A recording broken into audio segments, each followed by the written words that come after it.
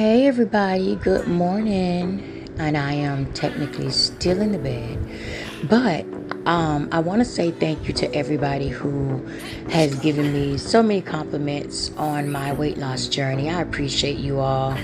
And yes, I love the attention that you guys give me, because people work out and, they set goals for themselves, especially body imaging goals. You want people to at least recognize, that you are, conquering your goal. So I appreciate all of you for noticing that I am on this journey, and a few of my results are starting to show. And although, you guys have given me, my props and, told me how good I look, I'm not quite where I want to be. And when I am where I want to be, you guys will know it, because I'm definitely going to put up a video and show you guys the results that I expect to see. All right. So you guys just make sure you don't go nowhere, stay tuned, because listen, I'm coming. All right. But I wanted to do a special, not even broadcast, because I'm not even going to put this on the air. This is just going to be right here on Facebook. All right. So it's not going to be something that you guys can tune into the radio station and actually hear it on air. I wanted to do this because it has happened to me so many times, and it's a little, to me, childish. And I'm speaking specifically to the people that I grew up with. For those of you who know me, you know that I grew up in a small town called Mims, Florida. All right. It sits about 45 minutes south of Daytona, and it is 40 minutes from Cocoa Beach. And it's 3 hours from Miami. For a very long time, we were not recognizable on the map. Over the past several years, we have acquired a small city life, because when we got our very first McDonald's, it was like local news. That's how small our town was. I grew up on dirt roads. Most of the houses were on bricks. We grew up in a very country, impoverished type community, but our parents made the best of it. I don't think any of us as kids even knew that we were poor. I remember food stamps and the books of food stamps and all that back in the day, but our parents were strong people, so we didn't really quite feel that we were poor. And now that I look back on it, it's like, yeah, we were less fortunate, but we were also fortunate at the same time, because for those of you who are born in the country, the lifestyle is completely different than people who are raised in a city. Like, we are more religious people. We are, everybody went to church. there in my hometown, there were probably like 6 or 7 churches. From Pentecostal, Baptist, you have your non-denominational churches, your Catholic churches. So yeah, we grew up deeply rooted in religion. So of course our values, our belief system, morals and all of that stuff was definitely surrounded by Christianity. That's just a little backstory. But anyway, I'm not sure if it's just me. When you look at me, a lot of people in my hometown, they would say I've accomplished something that a lot of people wasn't even thinking about doing. Like, I was one of the few people who wanted to get out of Mims, and I left Mims in 1996. And over the years, a lot of other people have left. A lot of other people have gone back home. I chose to not go back home, even when I was struggling. And of course, the town is so small. You have people talk negative about you, and there's rumors about you and all types of shit people just be making up. I remember somebody told my mom at one point that I was on cocaine. I was on crack. And that's because people out of my hometown would come to Atlanta back when I was a dancer and didn't know that I was a dancer. And back then, I worked doubles, and when you're dancing, you don't hold weight. You can't keep weight on you. And not only that, you're not eating right, and then you're also stressed out about other personal things that you might be going through, because back then I also was in an abusive relationship. I was dating a guy who was at the same time trying to pimp me.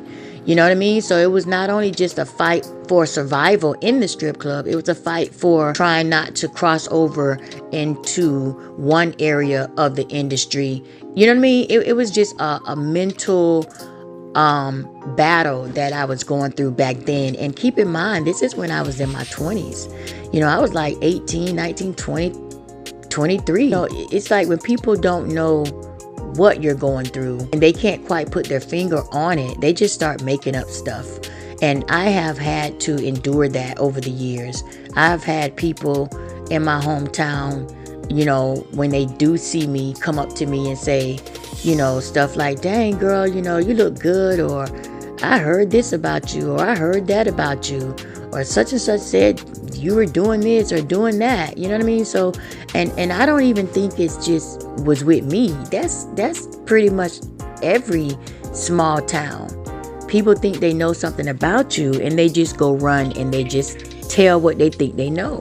And that's how rumors start. And that was okay, because I always knew my truth. My mom always knew my truth. My dad always knew my truth, because one thing about me, anything that I did, I brought it to my mom first, so that she wouldn't have to hear things in the streets that were made up and exaggerated. So yeah, you guys, at one point you guys did stress my mom out, and you all can go to hell for that. But thank God that my mom and I had a relationship to where my mom is not judgmental. Everybody knows my mom. She's not judgmental. She's going to support her children. She's not going to banish us to hell.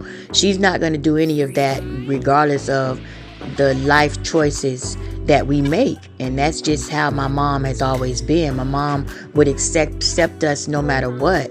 I was a stripper, and I told my mom what I was doing. It was funny when I told it to her. She thought I was saying that I was like a backup dancer for somebody, because she remembers we used to do these routines, right? As children, we were inspired by the loop dancers. Not so much so as, dancing half naked like the loop dancers, but if you're from Florida, you know how that went. You be in competition with the next city of girls who had the title of being the best, dance crew, right? So we were always a part of these dance crews. And when I told my mom that I was a dancer in Atlanta, that's what she thought I was talking about.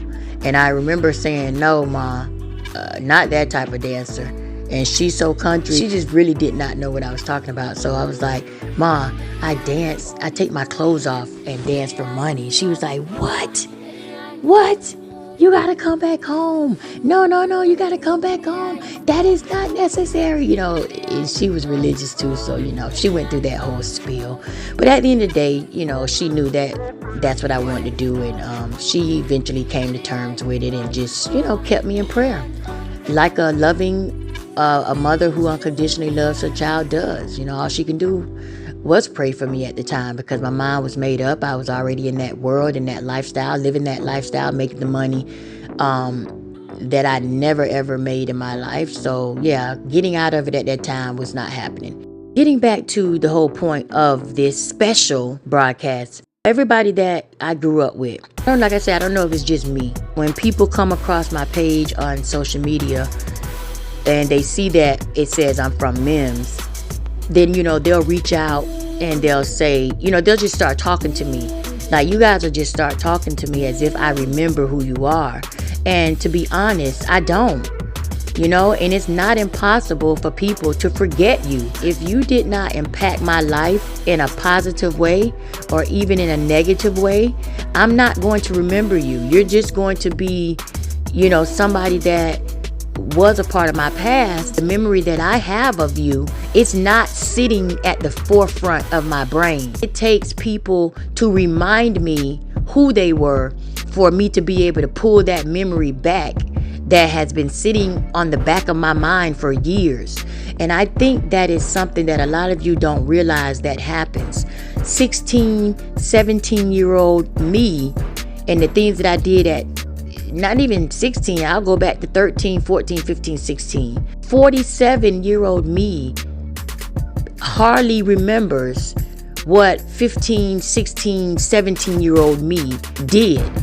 There are a lot of memories that I have forgotten, and I have forgotten so many memories to where it has taken my siblings, when we get together and have our family gatherings and everybody starts reminiscing about things that they remember, I would forget. And I've had my sister remind me of a lot of things. And then sometimes you guys will hit me up and I'll go and screenshot your picture and send it to my siblings or send it to one of my cousins and say, do you remember who this is? Like, this person says that, they know me. We used to do this. I'm a very transparent person.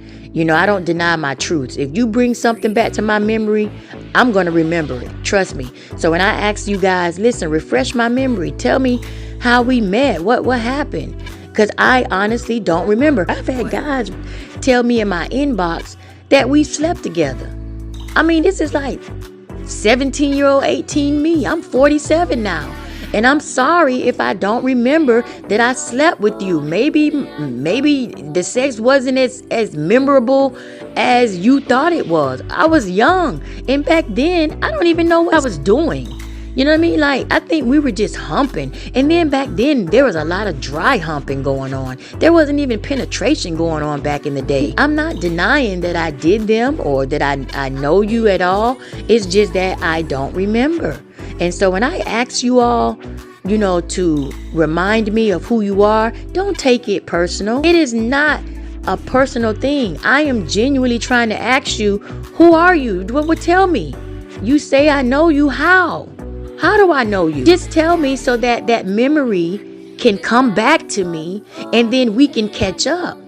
But to get a complete attitude and block me and tell me, get the fuck out of here, how you don't remember me. What you mean? I don't remember. You cannot make me remember something I'm telling your crazy behind that I don't remember.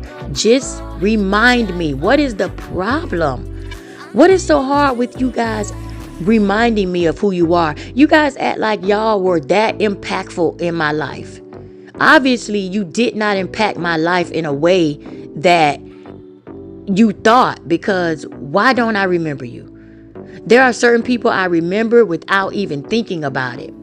And there are people that I don't remember. I don't even remember my cousins. And that goes for both sides of my family, my dad's side and my mom's side. I don't even be remembering who some of my relatives are. And yeah, so that happens. And I'm like, why do you guys get mad? I don't get mad when people say they don't remember me, which, I know it's hard to believe somebody forgetting me, but it happens. And it's not that they're saying they don't know me at all. It's that I don't look how I looked at 16 and 17 or 18 years old. I don't even look the same as when I was in my 20s. As you guys can see, the picture that I posted, you see how skinny I was? I was skinny. I was crackhead skinny. So I don't get offended when people don't remember me in this body that I am in and at this age, because I have changed. My look, my image has changed. This is why I did this, because I was triggered this morning. Someone did that to me again. And it's not like this happens all the time. It's random that people will reach out to me when they see me on social media, and they would, just start talking to me and expect me to remember who they are. And then when I respond back in a way that makes them feel like, damn, she acting like she don't know me, they get mad. Don't get mad. Please don't get mad. All right? Because nothing is what it seems, and people genuinely don't remember you. For me, speaking for myself, if you did not impact my life, whether it was positive or negative, I'm not going to remember you. You're going to have to remind me of the run-ins that we had or what we went through, because that's the memory that I have suppressed. All right? I have suppressed that memory. That memory is no longer there. I have had to be reminded, even by my mom, that certain things happened and I just did not remember. Some of these memories come out, like I say, when we get together as a family and we're just going back down memory lane and we're laughing about the stupid stuff that we might have done, and I don't even be remembering. I don't want you guys taking anything personal. Don't get mad if I don't remember you. Just be patient and just tell me how, what we did back in the day. And then I can say, oh, okay. But trust me, you guys are not the first people that I don't remember. And believe you me, I've had people come and tell me we did some crazy stuff together. Like, you know what I mean? Back to shoplifting, picking up, I'm like, what? I'm saying to myself, I don't steal. You're not, girl, I don't steal. And they like, you stole back then. And then they'll go to tell me what we stole out the store. And I'm like, oh God.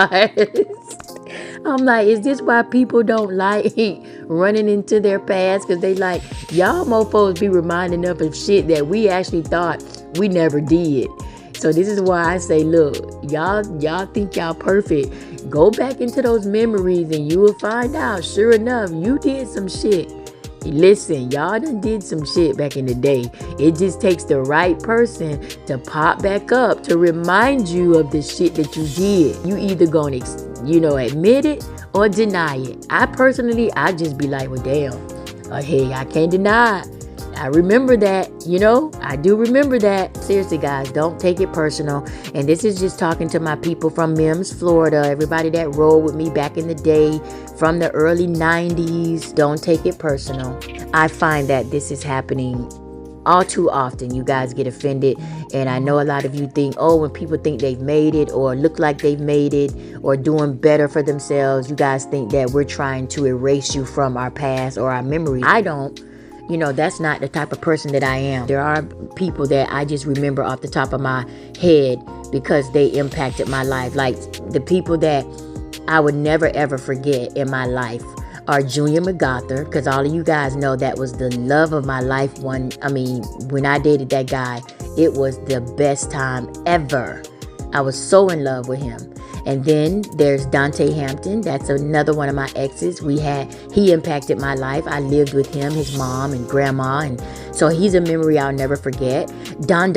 Oh my God. Don would fight for the death of me. Like this guy, he's like one of the guys that knows everything about me. When I say, when a man studies you, Don studied me. And I could admit that I know that I was his one true love. I know that Don wanted to be with me, and I wanted to be with him. But, during the time that we dated, a lot of things was happening, going on with him. And I was at a point in life where I was trying to get out of my hometown. And unfortunately, I had to leave him and everything that he was going through behind. I had to think about myself and I had to move forward in order for me to get to this place where I am now. But those are memories that stand out to me. Trina Mendez, she's another memory that I'll never ever forget. Sherland, rest in peace. There are a lot of people, like I said, who impacted my life back then coming up. I would never forget. Christina Bobang, I never forget her because we would always fight all the time over Dante. Bunny, I never forget her. So there are people, that those memories will always be in the forefront, okay? They will always be in the forefront because those are the memories that I remember because they impacted my life the most. And then all my other memories that I have, they're suppressed. They're in the back. So it's going to take you all to bring them out. All right. So when you hit me up on social media, don't just start talking if I don't quite remember you right off. Just start telling me who you are. Hey, Doris, look, remember me? We did this. Remember that shit we did over there or over here? That's what y'all going to have to start doing. Okay. But all that jumping in my inbox and just start having a conversation. I'm over here on my phone like, who the hell is this? And I'm literally showing your pictures to my siblings and anybody that I can reach out to ask them, who is this? I don't remember this person. Can somebody, what? Who is this? Honestly, that's what I'm doing. Not ignoring you. I don't think that you're beneath me. I don't think I'm better than you. I'm not doing any of that. I'm researching. I'm trying to remember who the hell you are. So y'all get out your feelings. You guys have a blessed day.